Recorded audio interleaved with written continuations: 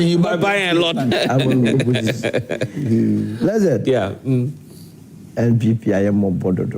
That's all that I can say. Because I listened to my brother Kama. We are all in opposition. But you see, your life can be very comfortable in opposition when you confront the reality. You give them their due when it's due them, and you criticize constructively, and you will be fine. As for the politics, we will do it in 2028, and I have set time with that number that the United Party will beat the NDC with superior policies. We don't need to be doing Jandam. It's a party that has come. They are yet to even have their first Auditor General's report, where a lot of the expenditure and the various SOEs and then ministries would be exposed. I don't want to move ahead of them or move ahead of myself. I have time and patience. So I keep saying that their first year, in terms of their economic indicators, NDC and John Mahama for that matter, has been phenomenal. We have to face it. When you say it this way, it doesn't hurt, because the fact speaks for itself. A president that took over a debt position of 61.8 and reducing it to 45.3, how would I come here and say that it doesn't done well? And I will be coming from Kosmokaya. Because I lived in the 8 years under the S1 administration and Akufo Addo Bawumia administration. I saw what happened. In fact, in 2022, we did an inflation of 54.1%. You were in this country. You reported on it. Kama was in this country. He had to defend the indefensible in those days. Today, I mean, they ended it at 23.8% as of December. Today, inflation is 3.8%. Why would I sit here and say that they haven't done well? Then I'm not being truthful. Then I am elevating politics to a joke. You get my point. The external position, reserve position that we are talking about, 8.9 in 8 years. If we are going to do extrapolation, it is now 13.8. So it means they have added 4.9 to it. If you are doing extrapolation for the next 8 years, that all things being equal, they will be adding up. They will be doing like 39.2 billion in 8 years. So clearly, it's a day and night. And the person that is leading the country, interestingly, is not an economist. John Mahama is not an economist. We have been told that he's only a mere communicator, which I agree.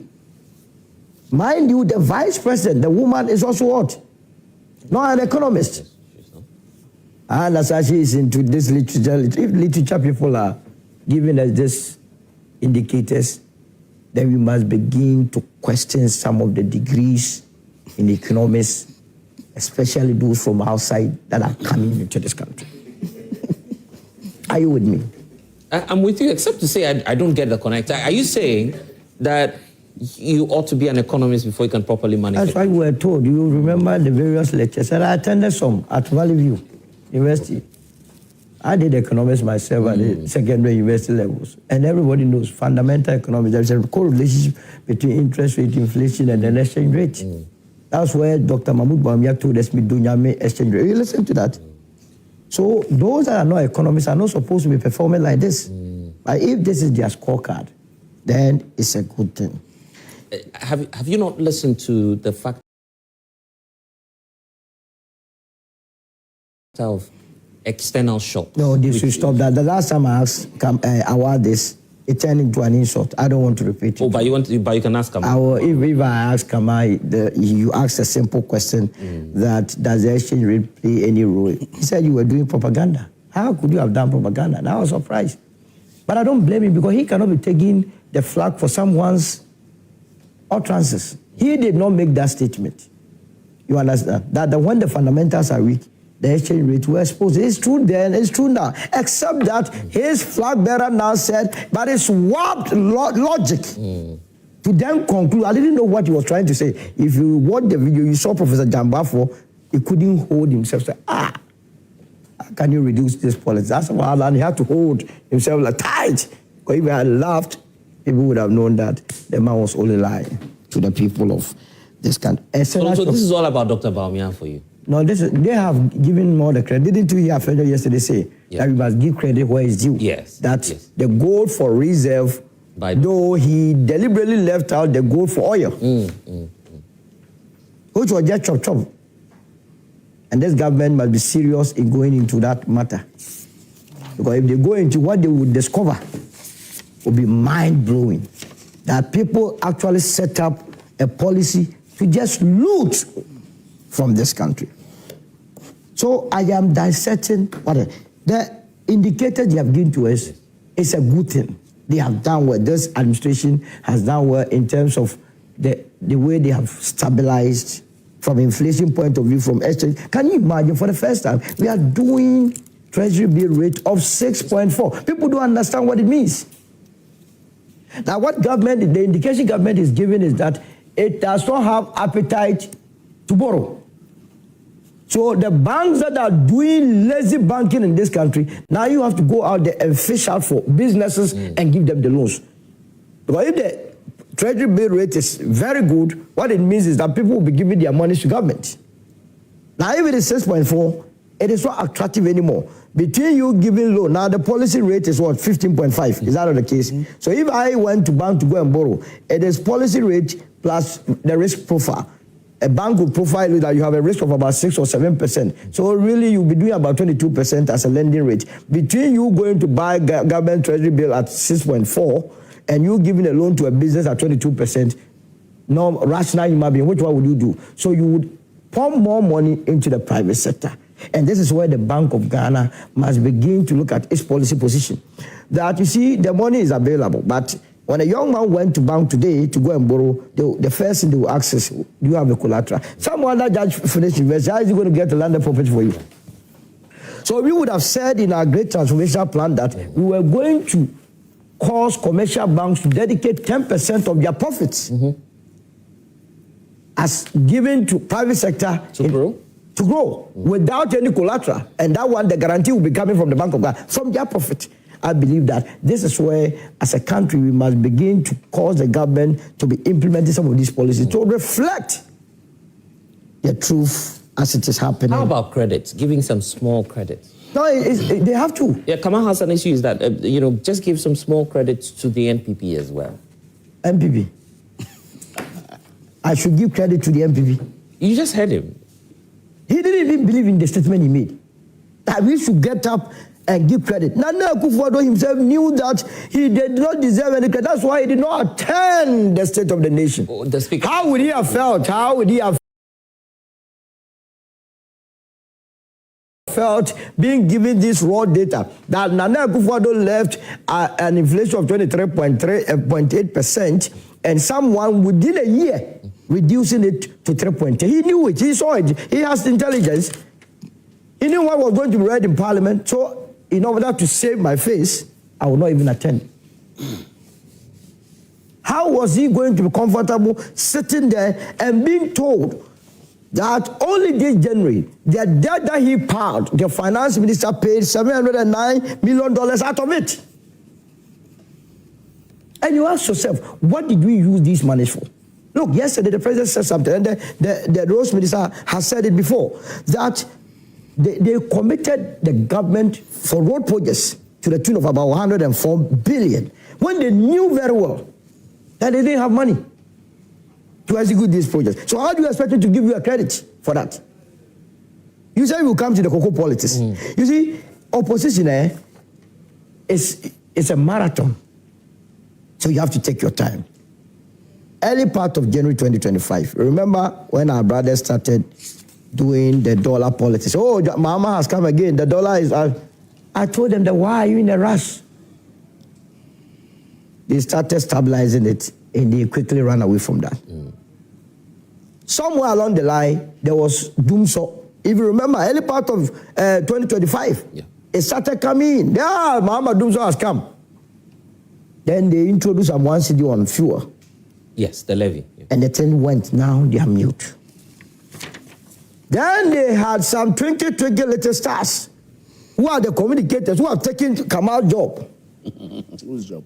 Go round, they go by water treatment plants, various river bodies, and say, oh, the color of the water has not changed. You see, this game, you must always be strategic. I have said time with that number. The UP is so strategic. We know what we are doing very well. We didn't say it. We told but so if tomorrow the color of the water becomes crystal clear, what would you say? This government has started introducing what you call ionic nano. You see the NPP is crying. But then they know if they go and apply the chemicals and the water is clear, then they will play back your sorry to you. The same thing with the cocoa.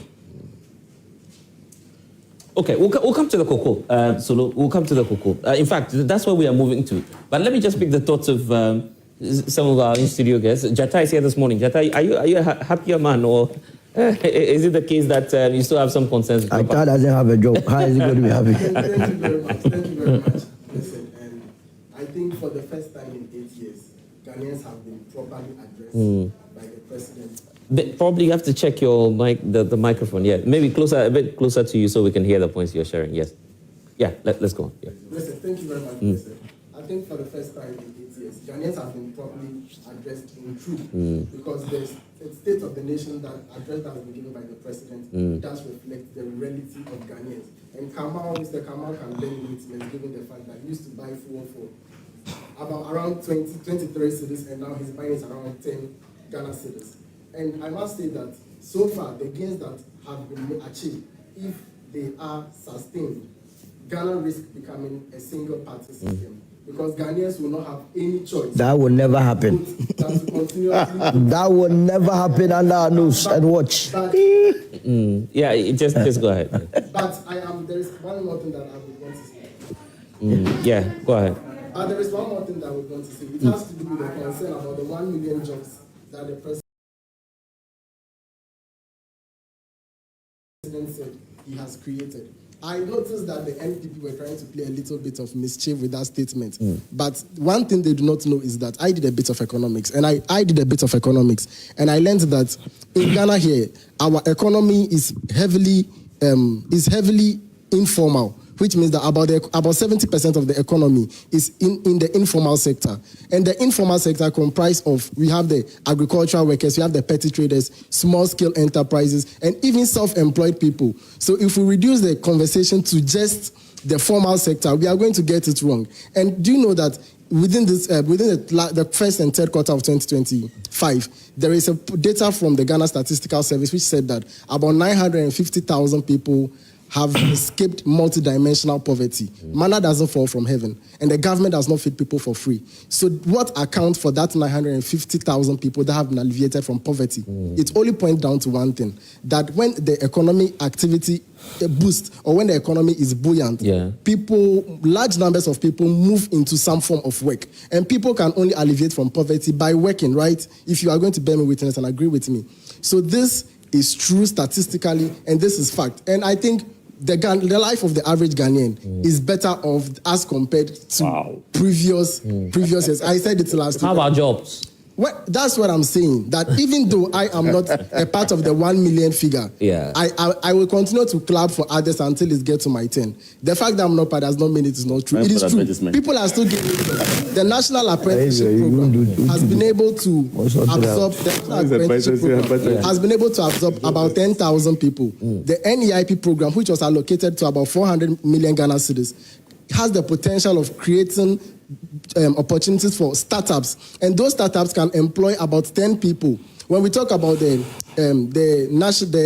Ejumawura program, which also has over 100,000 people that it has been absorbed there. So the interventions by the government is helping people. Okay. And the dice is still rolling to soon get to my 10. And when it gets to my 10, Kamal will not have anything to say. That's why Kamal was asking you the question earlier about the one job. Your colleague beside you, yeah? Thank you and good morning to you and your viewers. We need to be frank with ourselves and then let Ghanaians know that the economy is in good condition, and we should not allow anybody with any nepotistic attitude and propagandalists to overshine the good work of the president. We took over an economy which was in an ICU, and then through the hard work, I see you, an economy which was not doing well. And through the hard work of the president and his ministers, we have been able to reduce inflation. We have been able to reduce debt, which was high. And now the president is doing quite well, and my brothers are not appreciating the good work. I think you appreciated one where you indicated that the economic indicators are not bad. That is good of you, and I think you need to inform your other communicators to also follow same, because this is other NPP communicators. Yes, the NPP communicators, they should applaud the government, because he is doing a good work, and we don't need to be making utterances that are not helping us. We need to be fair with ourselves that the economy is recovering, and the president, in collaboration with his ministers, have been able to do exceedingly well in managing the economy. So we shouldn't allow comments that are not appropriate. So you feel the facts should be laid bare, that's all? Yes, but the president have done well in general. Thank you. Yeah, okay, all right. Would you want to have your take now? Yeah, so I'll also recommend the government for such a great work he's doing, especially when it comes to education.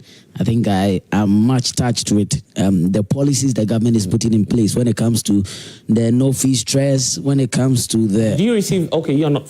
Yeah, yes. When it comes to the no fee stress, also when it comes to the student loan trust fund they are coming to give to law students. Yeah. When it comes to stable food supply, basic education, that is building of schools, in robotics, coding and AI. I should say it is one of the best initiatives that we as students are going to enjoy from the government, and we are also enjoying from the government. I struggled a lot in level 100 in paying my school fees. So I was going to ask if you received the money too. No, actually it was implemented, yeah. So for me to see the government implementing a policy that will free the stress on students, I think it is the best thing we should applaud for.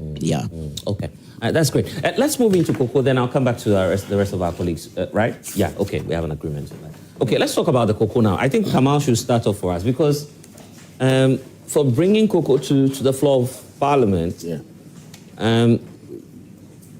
was that to showcase our national heritage, or you were just trying to tell the president about something else that's happening? We were just to prove to the Ghanaian people that cocoa serves as one of the bedrocks to the development of our economy.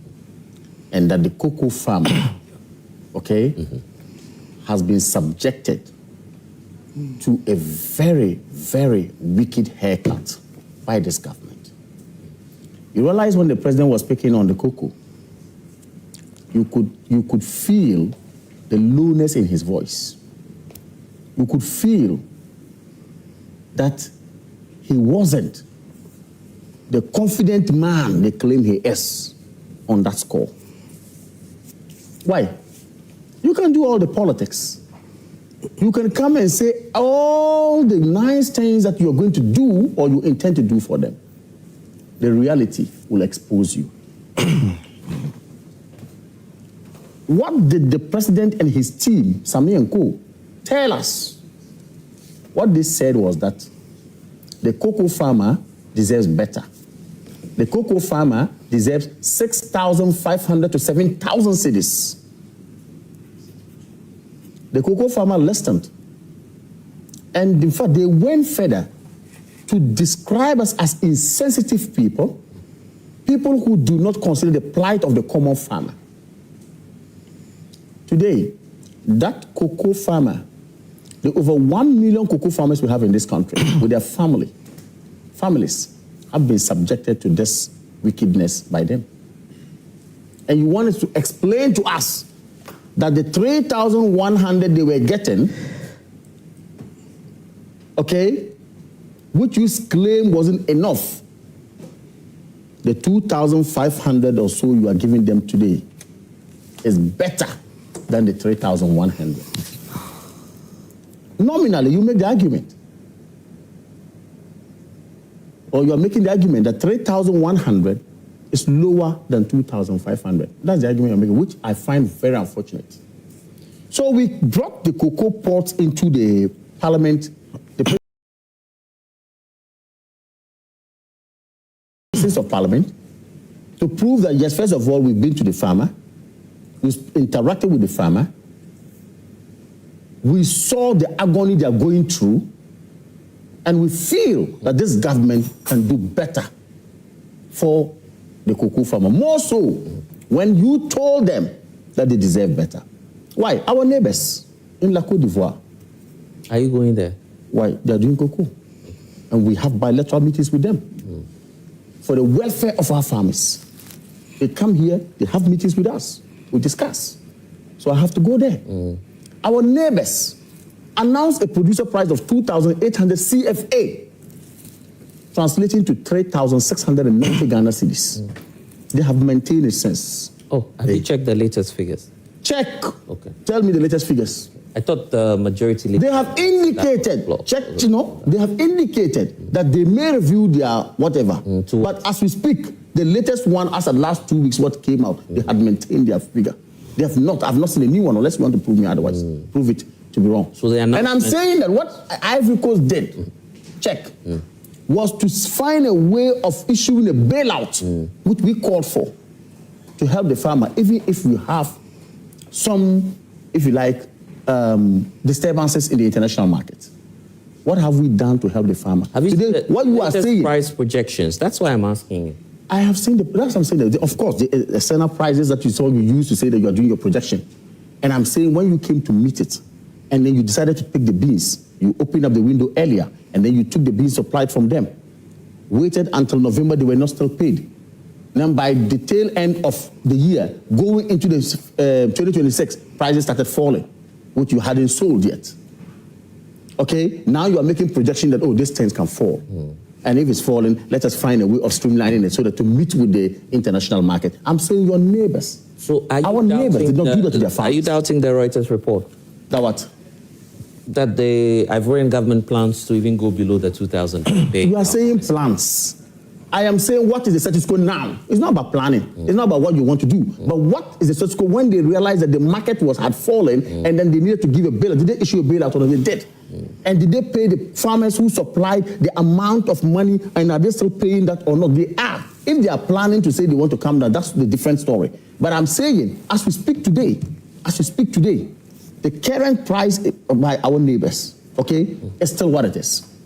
So you see, the bottom line is that you told the cocoa farmer all manner of lies. You gave them high hopes. You have come now to do otherwise. And we are calling on you to know that that cocoa farmer that you have shortchanged is still alive and watching. That cocoa farmer you think deserves nothing under you is alive and watching. You can do all the propaganda. You can come and then try to embellish whatever you have. Say whatever you have. Where our point is that give the cocoa farmer what is due them. Treat them well. Let their welfare be of a concern to you as a government. So, well, I listened to the president. He says that, look, to avoid debts, to avoid whatever, we have decided to come down, do our calculation, and give this. Really? Why? In 2016, when you were leaving, didn't you leave debt at Cocoa Board? So we should leave debt. Question I'm asking, no? We should leave. Didn't you leave debt at Cocoa Board, if that's the argument? Well, I'm not saying you should leave debt. Didn't you leave it? The new government that came, find a way of managing that debt. And still left it. And it has been a going. I'm not saying it should be so. We have to make sure that some of these things are corrected, though. However, not at the expense, not at the suffering of the common farmers. Okay, you tell me, per the market price and what's happening on the international market now, how has government shortchanged an average farmer? Just demonstrate that to me. You see, what I'm saying is that if there was a model left by this government, I mean the ex-Wal government, our government. No, I'm not talking about the model. I'm saying... Right, it's out of the model you get solutions. Okay. My brother, you don't just get up and then say, I want to give solutions. It's out of models you get solutions. And I'm saying that even the IMF program that we went into, the former finance minister was clear on this. They had even discussions on cocoa as to when this happened, what are we going to do? they said they were supposed to have built buffers and then, of course, issue bailouts to help the farmer. Now you don't have that. We haven't done that's that. Yes. So if they had done it, of course, they should have done it. They have not done because they don't care about the They should have built buffers in a year? Why? When you've done that? Why? So the FOB you've done... Why? Today, didn't they hinge on buffers that was built to ameliorate the city standard? Didn't they? How do you build buffers? Didn't they do that? How do you build buffers for an institution that is already overburdened with outstanding loans? You have commitments on the market to meet. How are you going to build buffers? I told you that no government, when we came in 2017, despite the loans, despite the change in international price from 3,000 to 1,900, the cocoa farmer didn't suffer. That's the point I'm making. When the NPP came in, demonstrate to me I just told you how they are being shortchanged. You haven't demonstrated that. We need the government. Look, if you are listening to me, Ivory Coast, I told you, instituted what we call a bailout to cushion the cocoa farmer not to be affected. What stops Ghana from doing it? Okay. What stops us from doing it? But I'm asking. And again, and Akufo Addo's government did not also say, because I have come and 3,000 has moved to 1,000 something, I am going to let the cocoa farmer suffer. He didn't do that. What he did was to maintain it and rather grow it up to 3,000. I get the price about the price increase. What have you done for that? Use that. How do you demonstrate to me currently that the government now is shortchanging the average farmer? It's that simple. The government now says, I am going to give you 6,500. Now the government says, I'll give you 2,500. You are better off. But come on. No, the government said that. I didn't say it. Why? The government said that. It's on record that before we came, the cocoa farmer was not better off. Yes. And that the cocoa farmer was supposed to get over 6,000 cities. Yes. The government came to me 3,100 and then now reduced it to 2,500 only to tell me that I am doing better. Really? So how are you doing better? A campaign promise has not been fulfilled. Absolutely. Okay, but my question to you is, that's where the difference in the question comes. My question to you is, how do you demonstrate to me that the average farmer has been shortchanged? That's my question to you. I am demonstrating to you. It's so simple. It's clear on the paper. I'm not basically. It's clear that why? It's clear. Why I'm not making any whatever argument you want me to make. But I'm saying that the argument is that if I was getting 3,100 and you have decided to come and give me 2,500 and still tell me you are doing better, for me, I think it's actually mind-boggling. I get that. How do you get not my question to you? So what's the question to you is that, going by the market analysis, how do you demonstrate to an average farmer that what the government is doing, they are cheating you, quote and unquote, if I can use that word? You were getting 3,100, so you are getting 2,500, you have been cheated. Is that simple? It's that simple. It's that simple. You don't need a lot of mathematics on that. The market price is falling. That is the argument. And when the market price fell, that's why I just told you, in La Côte d'Ivoire, the market price has fallen and they have not sold their beans. But yet still that farmer who is equating to equally a farmer like a farmer in Ghana is not suffering that haircut. That's what I'm saying. So the cocoa farmer in La Côte d'Ivoire doesn't have water running through him, also has blood running through him, just as the cocoa farmer in Ghana. So if he was getting 3,100, which you claim wasn't good, today you are giving that person 2,500 and you want to give all the semantics around it and say, believe it, it's okay. If you're selling, well, you didn't give me that hope. Well, if you're selling tomatoes, and you're selling that tomatoes at 3 cities, right? And let's say you're selling it on behalf of your parents who are farming. You get the 3 cities and you give that 3 cities back to them directly, as opposed to someone who wants to add something and give to them. Would you still conclude that you are shortchanging your parents? Well, you see, I don't know what answer you want me to give you here, but the answer is still clear unless you are refusing to accept it. I am saying that somebody is selling tomatoes, or your father was selling tomatoes, like the analysis you gave, and selling the tomatoes, he says, I buy this from this farmer, and I give the farmer maybe 2,000 cedis. You sat down and said that 2,000 cedis was not enough, and that he needs more, or he deserves more. Then you come and sell and tell him that I am going to give you 1,500 cedis now. Then you say I am doing better than the one who was giving 2,000 cedis. That's just a common argument. That's not the question I asked you. You're running your business. Yes. You on behalf of your parents. You get the produce at 3 cedis. You go to the market, it's sold at 3 cedis, and you come back and give 3 cedis to your parents. Someone comes back, someone has extra cash, adds that, and gives to his parents too.